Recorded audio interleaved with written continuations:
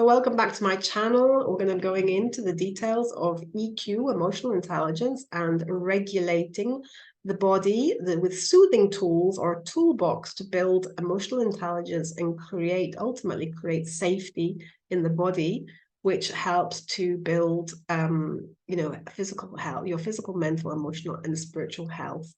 In this part, we're going to be talking about the emotional health, so we can really start to ease pain, ease suffering, ease chronic dis-ease in our body, right? And it's a vital part of our healing process. So there, I'm going to ask you again, what tools do you go to? What tools do you have in your toolbox to actually overcome strong emotions, strong creating of unsafety in your body? So emotions ultimately create unsafety in the body, which creates stress.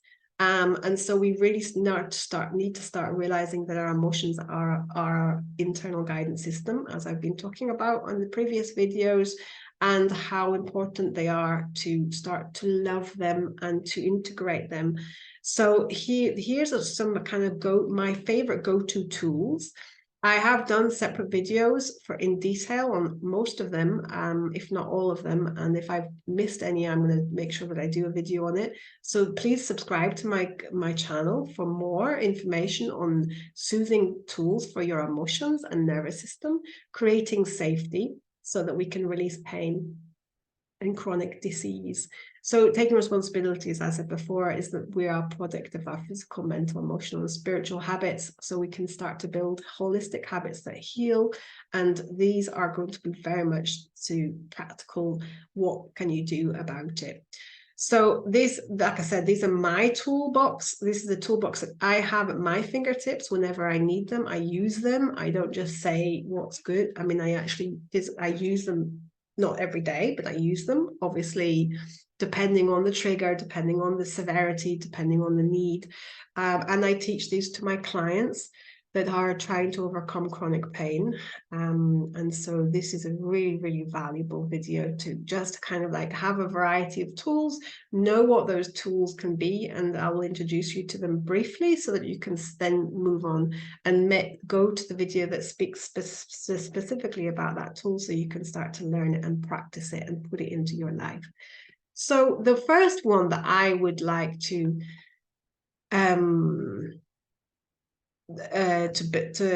invite you to start doing daily, and it's something that's very, very simple, and this is where I literally started 5 years ago, is the validate and calibrate and breathe. And I showed that to you, I think, at the previous video, which is basically creating a sense of safety. What we want to try and do when we're trying to create safety is get out of our head, our spiraling thoughts that create, every spiraling thought creates a spiraling emotion and creates deeper density to those emotions and density to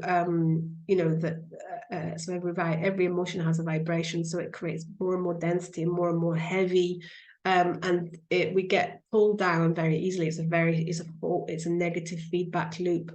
The emotion, the trigger, the emotion, the thoughts, and then the sensations in our body, and the physical response in our body is a spiral downwards. It's pulling us down as a sinkhole, right? So it's really important that we start to get out. We realize that all these tools are trying to get us out of our head and into our bodies, and primarily into our hearts. Because the Heart Math Institute has shown now that there is neurons in the heart called heart brain, and it's not the brain that's doing all these, this control center. It's actually the heart. So when we can start to change up level, or let's say create higher vibrations in our heart, then everything changes. So it's kind of like the powerhouse. So validating and calibrating and breathing into your emotions is the first go-to tool that I would recommend to start to create a sense of safety in your body, to be able to feel your emotions And at the beginning, it may be really intense. So start with a low calibrated emotion. So what I mean by validating calibrate, I just mean by saying, I am feeling a 6 out of 10 or 4 out of 10, or even, like I said, start with a low calibration emotion of anger or sadness or fear. Those 3 emotions are the pillars. So you can see in another video that I did about the 3 core emotions and the 3 core limiting beliefs that they associated with. But the 3 core emotions just you can always kind of identify whether you're having fear or anger or sadness, right? But there is a cocktail. Obviously, there's like all these, the 3 pillars, and then there's lots of combinations between those 3, which create all our, beautiful map of emotions that we have. But having that just kind of brings it down to those 3, and then you can feel it. Where is it in the body, right? So where is it tense? Where is it contracted? Validate and calibrate, and then breathe into your emotions so that you can actually become aware of it and where it is, and allow it to move up and out. So again, this is just a very simple practice, but very, very powerful to start creating a sense of safety, cueing the body, saying, I'm okay, I'm safe to feel my emotions. I'm safe to feel my emotions. And this is, vital for us to just create a sense of safety while we're having our emotions. Changes everything. The perception of your emotions changes everything. So validate and calibrate and breathe is the first tool that I use. Then there's various types of breath work. So breath work has been shown, if you lower the breath in the rate that you're breathing, it already helps to regulate your nervous system. This has been shown and proven. So breath work, box breathing, all sorts of different types of breathing, heart-brain coherence breathing is one of my favorite tools that I go to. Box breathing is really simple. You just breathe in 4, you hold for 4, you hold for 4, you breathe out for 4, and then you breathe in. Start again. You breathe in for 4, you hold for 4, you breathe out for 4, and then you hold again for 4. So you breathe in, breathe out. Again, I said it wrong. Breathe in, hold, breathe out, hold. Breathe in, hold, breathe out, hold. All for 4. Okay. Sorry about that. My brain is frazzled, I think, a little bit from looking after my daughter yesterday. Anyway, the heart-brain coherence, I've done a video on it, so please go and check it out. It's a really beautiful way of connecting your brain with your heart so that you can get coherence. Coherence basically just means that that is in rhythm. And sometimes, our thoughts, and especially our massive amounts of thoughts that we have per day, can create a really sense of incoherence in the body. And so breathing into those, breathing in a kind of rhythm with a high elevated emotion, like a feeling of compassion or feeling of love or feeling of gratitude. Everybody can generate a feeling of gratitude for something in their life, right? Then that elevates your whole physical, your mental, and your thoughts and your emotions, so you can start to actually alleviate the heaviness of those, just kind of breaking the cycle, basically. Mindfulness breath, I mean, there's so much stuff, yoga, so much stuff online. It all works. Why? Because you're bringing your body, you're bringing yourself out of your head and into your body, and ultimately into your heart, right? So this is the kind of ultimate reason why these help. Walks in nature or gardening are another go-to tool that I have whenever I'm feeling, overwhelmed. A walk always soothes and calms, focusing on nature, being in your body again. It's a psychosensory tool, so focusing on your senses. Taking 5 minutes and just going through, what can I hear, what can I smell, what can I, what am I touching, where's my body feet on the chair, rubbing 2 little fingers together and feeling the ridges between your fingers is a really way, like focusing basically on that. Focusing on senses is a very, very simple and yet it creates a profound shift in the body immediately. Psychosensory tools like havening. Havening again is just the feeling, rubbing your hands down your arms, creating this kind of sensory relaxation of the body. You can also do your face. And just, the back of your neck, and just bringing this, several times if you're feeling stressed, even just rubbing your hands together, but really focusing on being aware on that, really those sensations, right? Tapping is another one. I did a video on tapping. It's a very, very simple tool that creates relaxation. It also helps to retrain the brain, because you're saying things at the same time as bringing a sense of safety to the body with gentle, psychosensory awareness, basically. EFT is another name for tapping. And EMDR is another beautiful way, rapid eye movement desensitization. It's really, really, it's proven and shown, just as havening and just as tapping as well, has been shown to really radically change the brain wiring, and especially from trauma. So if you have a really traumatic experience, that the EMDR is something you can use. I combine havening with EMDR. I have a video on that. So a super tool that I use. I'll put it in the link below. And TAT pose is another one that I use for trauma resolution. I haven't done a video on that, and I will, so I'll do that the next couple of days. It's a beautiful pose that really, again, you create a sense of safety in your body. Sitting with your emotions, and something that's been really shown that's helpful for chronic pain is somatic tracking, being aware of your internal state, again, taking it out of yourself, out of your brain, into your body. All of these are that's the key, is you're taking it yourself out of your brain into your body. Somatic tracking has been shown in a huge study, retraining the brain from perceived pain. So basically you're trying to create a sense of safety despite feeling the pain. So you're feeling the pain. I'm feeling a 6 out of 10 pain in my, wherever area it is. You focus on it and also allow it to move. So you're creating a sense of opening, acceptance, and even a sense of kind of curiosity, has it moved this way or that way? Is it, and somatic tracking was fundamental to my healing process, and it's also one of the tools that I show to my clients for their healing processes as well.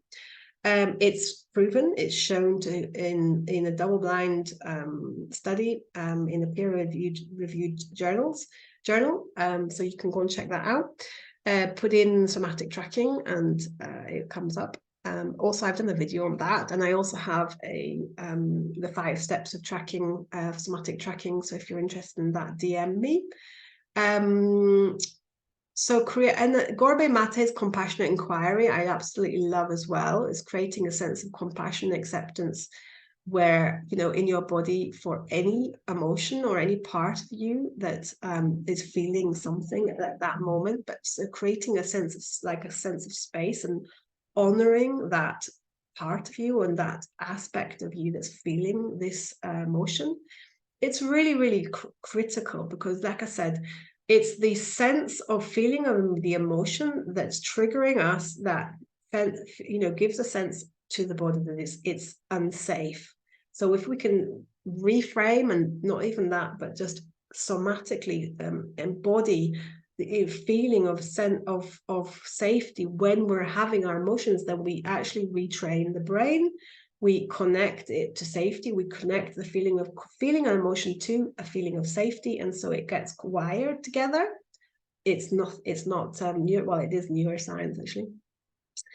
Meditation and mindful practices are, you know, total go-to tools. I meditate every single day, and obviously mindfulness is comes and goes, but it just, you know, building that state of mindfulness and mindfulness practices, what they all are trying to do is, again, take yourself out of your brain and into your body. So turning from the external into the internal world, and where there is, you know, a variety of sorry, I get some beeps. There's a variety, you know, there's a whole spectrum of another whole world inside, basically, and the more you can tune into that world, the more you know, fulfilling and amazing it becomes. So basically, mindfulness and meditation practices are creating this sense of like being the witnesser.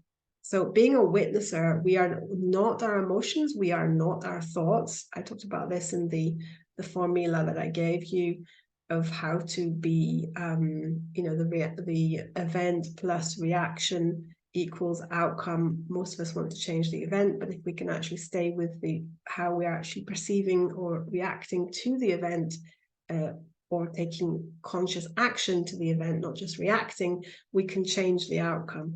And this is shown in fundamental it's one of the fundamental experiments in quantum physics, and it's an amazing concept to really get into. But we are not our emotions, we are not our thoughts, we are the consciousness that is perceiving them or observing them. So creating this skill to actually build, you know, to put yourself out of your thoughts and your emotions is really quite vital, because most of the time we're just run by our thoughts and our emotions. So this is a really, really beautiful skill to start developing.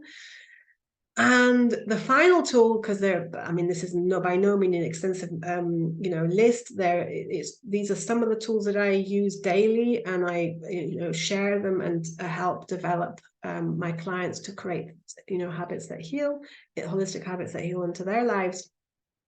Another one that I absolutely love, and it deserves a whole live on, which I'm going to go and do tomorrow, a whole Facebook Live. I'm going to be doing this, what's called parts work or shadow work or inner child work, those 3 parts. It's one of the most amazing ways to heal your emotions.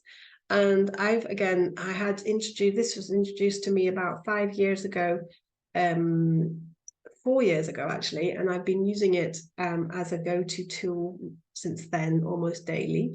It doesn't take a lot of time. It's more than just a concept, and then you can start to build it into your life. It creates a sense of safety, you know, or basically we can start to see that all our emotions is ultimately at the inner child, the lack of safety that the inner child felt. So it's reparenting your child. It's creating a sense of safety again in your body, so that really relieves and helps to resolve chronic pain and dis-ease in the body. And it's a beautiful, beautiful, beautiful journey. So join me tomorrow. It's been postponed. I was normally doing it now at this time, but because my daughter is here and I just want to be available for her, I'm going to be doing the Facebook Live tomorrow. So I will link it to the YouTube channel, obviously, and please choose one of these tools. Start building a toolbox. That's all I'm saying. Start to build. You can start from one. Validate, calibrate your emotions, and just breathe into them, allowing them to come in, you know, move up and out rather than staying in and down. Connecting to an upward movement rather than a downward movement, being, you know, creating a sense of safety when you're feeling your emotions gives us the rewiring that we need so that it is no longer stressful. And start with a practice that you like and that you want to do every single day. So like I said, the habit building for painless living or the holistic habits that heal really do change your life and change your pain, because when you change your habits, your pain goes away. This is, you know, one of my wisdom of pain healing process that I have. This is what the core aspect of that is, literally bringing in new habits, physical, mental, emotional, and spiritual habits to upgrade our our life and our habits and ultimately heal. So if you're interested in learning more about that, do DM me and share with a friend, subscribe for more videos on this topic, and I'll see you tomorrow, hopefully in the Facebook Live. See you then. Bye.